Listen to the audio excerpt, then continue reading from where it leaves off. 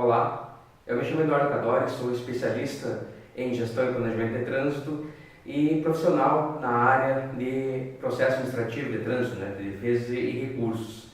Eu estou gravando essa pequena e rápida videoaula aí para poder contribuir na sua constituição aí como profissional na área de recursos, na seara administrativa, conhecendo um pouco sobre o processo de autuação, e também as normativas que são indispensáveis que você conheça se você pretende trabalhar ou se já trabalha no processo administrativo e porventura talvez não conheça algumas delas. Tá? Então nós sabemos que o Código de Trânsito Brasileiro ele possui um capítulo que trata sobre justamente o processo administrativo, desde o processo de autuação até a questão dos julgamentos e de recursos. Então, o que vai ser esse momento em que alguém comete uma infração de trânsito, ou supostamente comete, e então um agente da autoridade de trânsito ou a própria autoridade de trânsito faz então a autuação. O que ele é? A autuação ela é um ato administrativo. Então, ela tem uma previsão em lei e é inclusive um ato de caráter vinculado, o que quer dizer que o agente de trânsito, sob hipótese alguma, ele pode optar por não fazer a lavratura do auto de infração. Então, se ele constatou a infração está sendo cometida, ele tem o dever legal de fazer a autuação. Histórias que a gente ouve falar de que o agente só deu uma advertência verbal, disse para o condutor que ia liberar, ia passar por essa e na próxima não teria chance, e isso é altamente irregular. O Código de Trânsito Brasileiro ele não prevê mais a advertência verbal, que era uma situação prevista no Código anterior. O Código lá de 1966, o Código Nacional de Trânsito, esse sim previa a possibilidade do agente, analisando a situação, usando então o poder discricionário, fazer uma opção e aplicar uma advertência verbal àquele condutor, registrando isso, mas não lhe aplicando então nenhum outro tipo de sanção. A gente sabe então que o Código de Trânsito Brasileiro, que surge então quase praticamente 10 anos depois da Constituição de 88, ele traz já a ideia de que o agente fiscalizador ele somente faz isso, fiscaliza, autua. Não é a ele que compete aplicar penalidades ou não aplicar. Quem ele vai fazer é a fiscalização. Então ele tem sim o dever, está lá no artigo 280 do Código de Trânsito, que constatada a infração, lavrar-se-á o auto de infração de trânsito. E o que é o auto de infração de trânsito? É justamente esse documento que compõe esse ato administrativo da autuação. Sem esse documento não existe infração de trânsito. Inclusive se discute em muitas situações em que há autuações de trânsito sem a lavratura do auto de infração, como por exemplo na fiscalização de velocidade. Você já parou para pensar que se você vai no órgão de trânsito e solicita o auto de infração, eles dizem que não existe, que como é um sistema, como é um aparelho automaticamente, ele já vai gerar a notificação. Isso é irregular, porque tem que ter o auto de infração de trânsito. Sim, porque é ele a peça inicial, a peça subsidiária, diz lá o Conselho Nacional de Trânsito, é a peça subsidiária que vai dar a base para que a autoridade de trânsito consiga aplicar uma punição a uma conduta infracionária. Sem auto-infração não há processo administrativo de trânsito, não há punição para o cidadão. Então é essa lavratura, esse preenchimento que vai fazer com que esse ato administrativo ganhe força aí. Não é à toa que esse preenchimento ele tem que ser de acordo com a legislação. Se o agente faz o preenchimento de forma equivocada, se ele apresentou algum erro formal, esse auto-infração não deve gerar qualquer tipo de sanção porque ele está irregular ou inconsistente. O próprio Código de Trânsito, no artigo 281, ele vai trazer essa condição de que, havendo inconsistência ou irregularidade no processo todo, no auto-infração, na autuação, obviamente que o processo não pode ter fim, chegar até o fim último lá de aplicação da penalidade. E esse auto de infração, então, que é feito no momento, na constatação da infração de trânsito, ele precisa ser feito em duas vias. A única situação que é dispensada as duas vias é quando se tratar de fiscalização eletrônica, ou utilizando, por exemplo, o talonário eletrônico lá, o agente de trânsito. Caso contrário, é sim obrigatória a expedição de duas vias.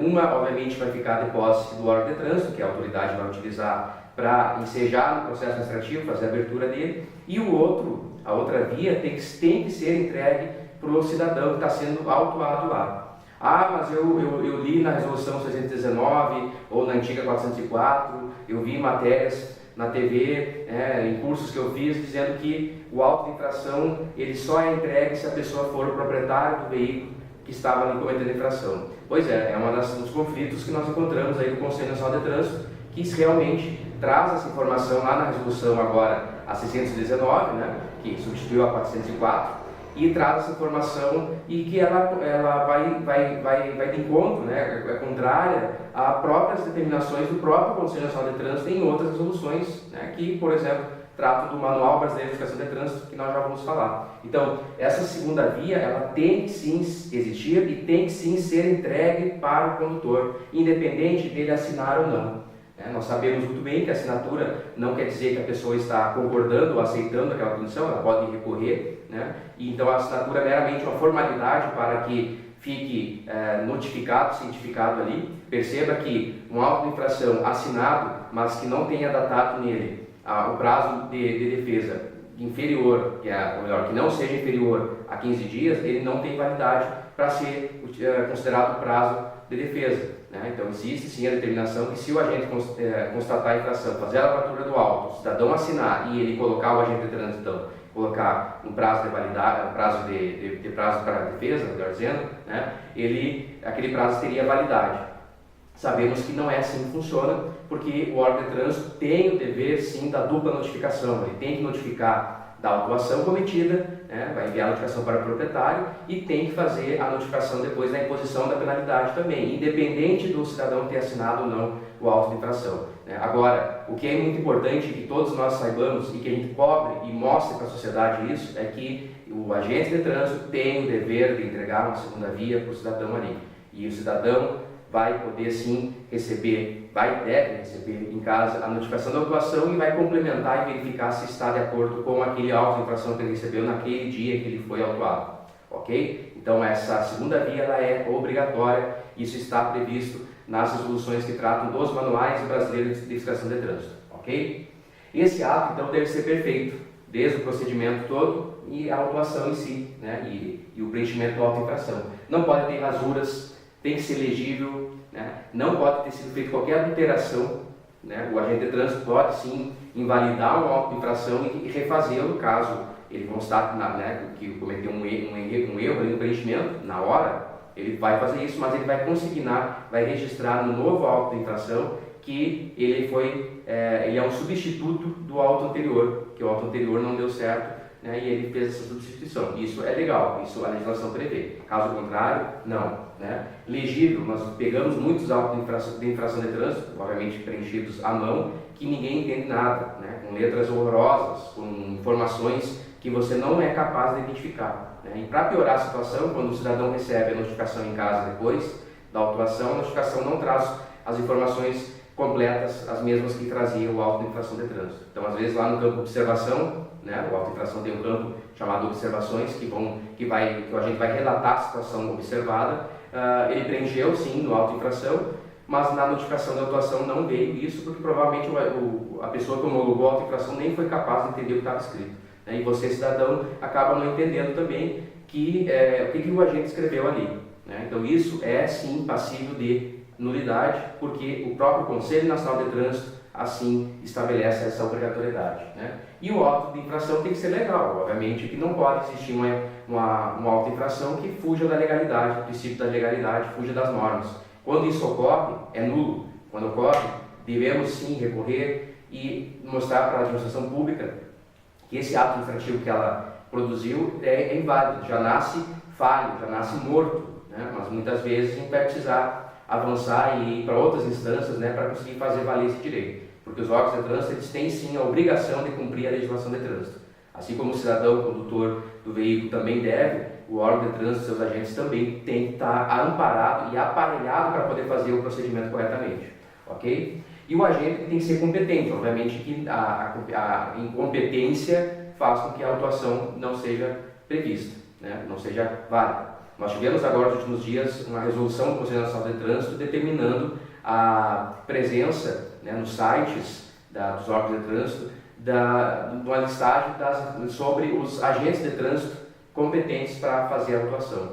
Né? Está dando bastante polêmica sobre isso, a questão da segurança desses próprios agentes. Né? Tem gente entendendo que vai ficar a identificação, exatamente a identificação de cada auto de infração para o cidadão, porque, aliás, na verdade, fazendo parênteses aqui, né, toda auto de infração tem a identificação do agente, né?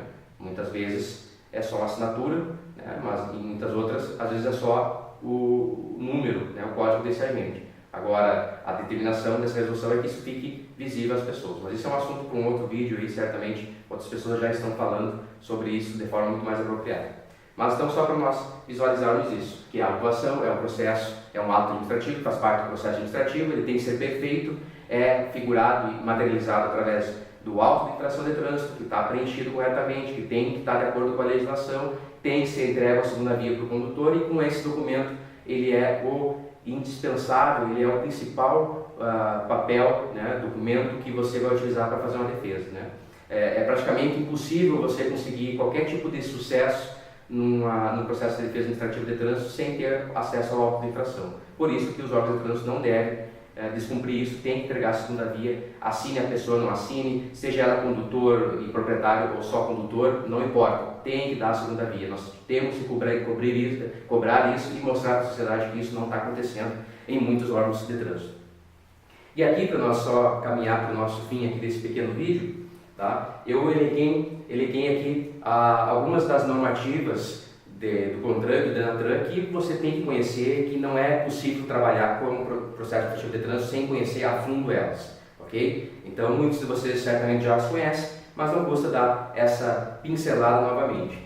Então, nós temos lá a resolução 66 de 98. O Conselho Nacional de Trânsito, então, ele regulamenta aspectos da lei, da legislação do Código de Trânsito, através de resoluções. Uma das primeiras resoluções, né, logo o Código entrou em vigor, a Lei 9.503, que é o nosso Código de Trânsito atual, foi sancionada em setembro de 97, mas ela passou a ter sua vigência plena em 98, em janeiro de 98, e aí o CONTRAN foi lançando, obviamente, resoluções, né, para regulamentar os aspectos dela. E essa resolução é que trata das competências, quais infrações devem ser autuadas só pelo município, né, quais que só pelo Estado, quais que são autuadas pelos dois, pelo Estado e pelo município. Isso é importante porque muitas vezes, quando há convênio, os agentes de trânsito que estão fazendo a autuação, eles trabalham às vezes para o Estado e às vezes para o município, e aí muitas vezes erram na hora de fazer o procedimento de auto-infração, determinando, né, por exemplo, está fazendo a autuação de estacionamento proibido, que é de competência do município, né, e coloca que é de competência do Estado, né. Isso é um erro, obviamente, que tem que ser anulado, embora muitos órgãos de trânsito não o façam, né, mas é um erro. Então conheça a resolução 66 de 98, que ela vai tratar justamente de quais infrações né. De um modo geral, tu pode entender que infrações relacionadas às documentações, né, tanto do veículo quanto do condutor, é o Estado que é competente para fazer a lavratura. Infrações de circulação parada de estacionamento, é o município que é responsável por fazer a lavratura.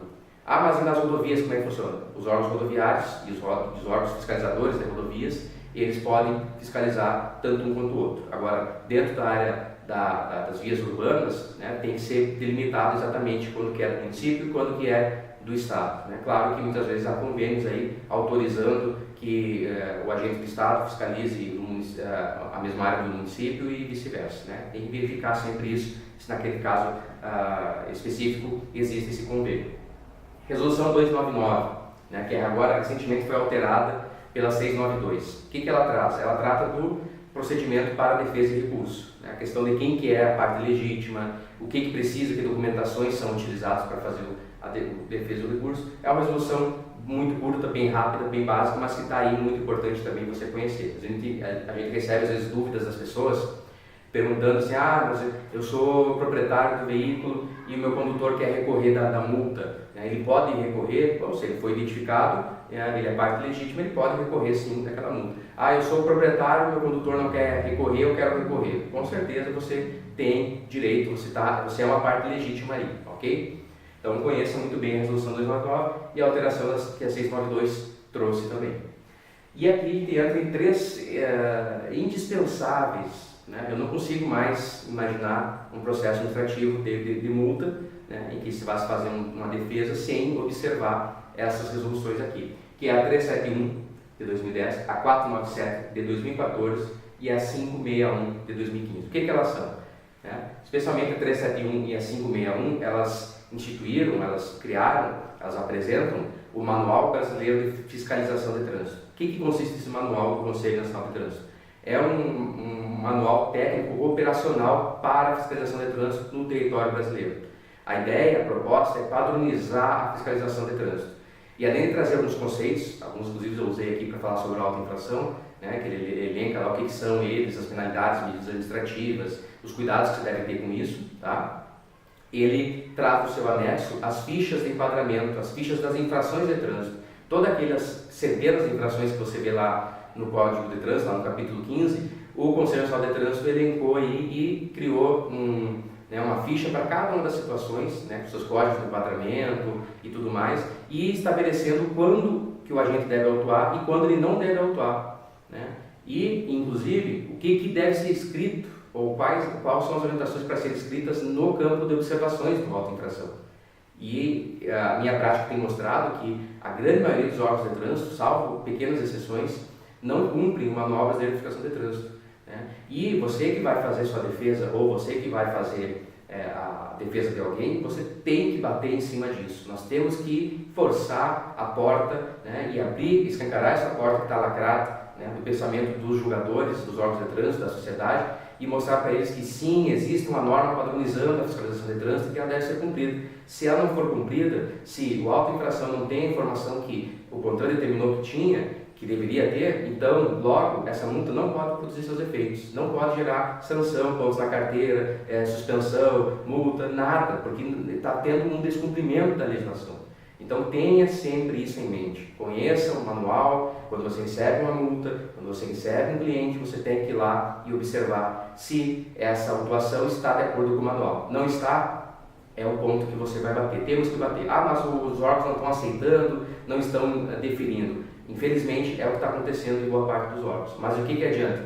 Né? Então, só que eu já sei que eles não vão deferir, então eu vou fazer o quê? Vou deixar? Não. Temos que mostrar e temos que levar adiante isso, mostrar que está tendo essas irregularidades. Então, a resolução 371 do 10 é que traz o manual, tá? Volume 1, e que trata das infrações que são de competência do município ou, né, do Estado também, né? Que o Estado também possa fazer a fiscalização, tá? Já a resolução 561 de 2015, demorou então 5 anos, né, para nós termos ela é o volume 2, e no volume 2 ela vai trazer as infrações relacionadas de competência exclusivas do Estado, né, que é a documentação. Então, lá sobre as infrações do artigo 62, 63 e 64, diz respeito a não ter habilitação, CNH vencida e proprietário do impressa e tal, lá você vai encontrar as fichas nessa resolução 561. Infrações do artigo 181, 182, de estacionamento e parada proibidas, você vai encontrar na resolução 371, né, no seu anexo, tá? A resolução ela só traz noções gerais e aí você tem que entrar e baixar o anexo lá no site do Denatran. E a 497, o que ela é? A 497 de 2014, ela alterou a 371, né, porque nós tivemos aí em 2013 a resolução 453, que o Conselho Nacional de Trânsito fez algumas interpretações aí referentes ao artigo 244 do Código de Trânsito, né, que refere-se à questão dos motociclistas. Então, como nós tivemos uma interpretação diferenciada quanto à questão do uso do capacete, né, e nós tínhamos aí, então, pelo Código a ideia de que a viseira levantada era uma infração gravíssima, né, era a mesma coisa que estar sem capacete, era o artigo 244, inciso 1, o Conselho Nacional de Trânsito modificou esse entendimento, que é passível de críticas, né, mas no outro momento você fala sobre isso. Ele criou então essa resolução e disse que viseira levantada, por exemplo, é uma infração leve, é uma infração do artigo 69. Então precisou, entre outras coisas, né, precisou então que o CONTRAN regulamentasse aí e alterasse algumas fichas, que é o que ele fez com a 497, ok? Então, essas 3 resoluções aqui, elas vão estar fazendo parte aí do seu estudo. Não tem como, repito, fazer uma defesa sem olhar se está sendo cumprida esses manuais, ok? Resolução 619 de 2016, né, completou um ano agora, né, em novembro. Ela tem o quê? Ela é uma resolução que vai tratar do procedimento administrativo, da lavratura do auto, do processo de defesa. Ela não se confunde com a 299, ok? Lá ela vai falar como funciona a questão das indicações do condutor. A advertência por escrito está regulamentada nela, né? Se você quer saber como é que você faz para solicitar uma advertência por escrito, quais os critérios, né? Além lá do artigo 257 do Código de Trânsito, você tem que conhecer a resolução 619. Ela já sofreu alterações, né? Questão, por exemplo, das multas, do parcelamento de multas, que nós tivemos a resolução agora nesse mês de outubro, alterando, né, permitindo a possibilidade de parcelar as multas. Você vai encontrar alterações na resolução 619. Tá? Tem muita gente ainda presa à resolução 404 de 2012. Veja que a 404 de 2012 faz pouco mais de um ano que ela foi revogada pela 619, ok? Então, cuidado. Mas a 619 manteve basicamente as mesmas ideias, tá? Até não haveria necessidade de ter criado ela, não, né? Mas contra fez isso. E dentro ainda agora do Departamento Nacional de Trânsito, o DENATRAN, portaria 59 de 2007. Essa portaria que elenca os campos obrigatórios de preenchimento do auto de infração de trânsito. Então, para eu saber se aquele auto de infração tem um campo que está em branco, se aquele campo que está em branco ele é optativo, facultativo, né, o seu preenchimento, tudo bem. Agora, se ele é de preenchimento obrigatório e está em branco ou está preenchido errado, é nulo esse auto de infração. Nós temos que bater em cima disso e comprovar que houve um descumprimento dessa portaria. Aconteceu uma coisa muito importante agora em 2016. O anexo dela que trazia as questões referentes aos códigos de enquadramento, ela foi totalmente, o anexo dessa portaria foi substituído pela portaria número 13 de 2016 e que consequentemente foi modificado pela portaria 127 também de 2016. Por que disso? Porque nós tivemos em 2016 a maior mudança no Código de Trânsito Brasileiro, que foi a Lei 13.281, né, que foi sancionada em maio de 2016, mas passou a vigorar na sua plenitude em 1º de novembro de 2016. E aí houve modificações, né, por criações de novas infrações, por exemplo, a de manusear celular celular, né, que passa a ter uma infração própria, lá, o parágrafo único do artigo 252, e ele vai ter então essa substituição dada pela portaria 127 de 2016. Então, cuidado ao fazer a sua pesquisa na internet para não acabar olhando aí um anexo que não existe mais, né, que é o anexo da portaria 59 de 2007. Ele foi totalmente modificado, foi substituído pela 13 de 2016, que também foi alterada depois pela 127. Ok? Você tendo tudo isso em mãos, e essa normativa você encontra, obviamente, todas elas no site do DENATRAN, né? Você tendo tudo isso em mãos, né? Fazendo tua leitura, entendendo a ideia aqui do auto-infração, você já tem, olha, uma porcentagem muito significativa de possibilidade de saber que caminho levar na elaboração do recurso. Sem isso aqui, você já começa muito lá atrás. Por isso aqui já está difícil, né? Sabendo e apontando os erros da administração pública, ainda nós temos que enfrentar decisões sem fundamento algum, decisões ilegais, jogadores incompetentes. Além disso tudo, se você não souber isso aqui, não tiver amparado, armado para enfrentar essa batalha, aí que você não vai ganhar mesmo. Né? Então nós temos que estar muito mais preparados do que esses cidadãos que foram muitas vezes nomeados por cargos, por questões políticas, né? E que não estudam, não têm conhecimento algum sobre trânsito. Nós temos que ir mostrando isso. Seja difícil, tenha os indeferimentos irregulares que você tenha, temos que nos qualificar e nos profissionalizar, né? E momentos como esse é nesse sentido, ok? Eu espero que eu possa ter trazido algumas novidades para vocês, né? Essa aqui é apenas uma questão geral, tá? Eu me chamo Eduardo Cadori, tenho atuado no processo administrativo já há alguns anos, possuo uma empresa especializada em recursos de multa, que se chama Lema Assessoria e Consultoria em Trânsito. Nós temos nossa página no Facebook, passa lá, dá sua curtida, nós postamos informações interessantes lá. Nós temos nosso escritório aqui na cidade de São Luís Gonzaga, no Rio Grande do Sul, nós atendemos abertamente por aí, tá? E estamos à disposição, tá? O meu telefone e meu WhatsApp é área 51 999 31 86 27. Está à disposição para vocês aí, basta que você entrar em contato, tá? Às vezes não consegue responder na hora, porque nossas tarefas são muitas, mas a gente retorna dentro do momento, né? Meu e-mail é educad, de Cadória, P de pato, S de saudade e de igreja, educadsi@gmail.com. Ou você pode entrar um e-mail também para a minha empresa, que é lema, com L, lemaemtrânsito@gmail.com, lemaemtrânsito@gmail.com, tá? E também, para finalizar, deixo aqui o convite para você conhecer o meu site, que traz textos e tem vídeos, inclusive, algumas videoaulas, uns trechos de aulas, nossos cursos dados aqui na Lema Assessoria, eu disponibilizo lá também, que é o www.direitodetransito.com.br/Luiz, Luiz com S, Luiz Cadori, tá? Se você digitar isso lá no seu buscador, você vai cair direto no meu site, vai ter contato lá, vídeos, textos, né? Muitos textos informativos, textos que vão te ajudar na tua defesa também, eu tenho certeza.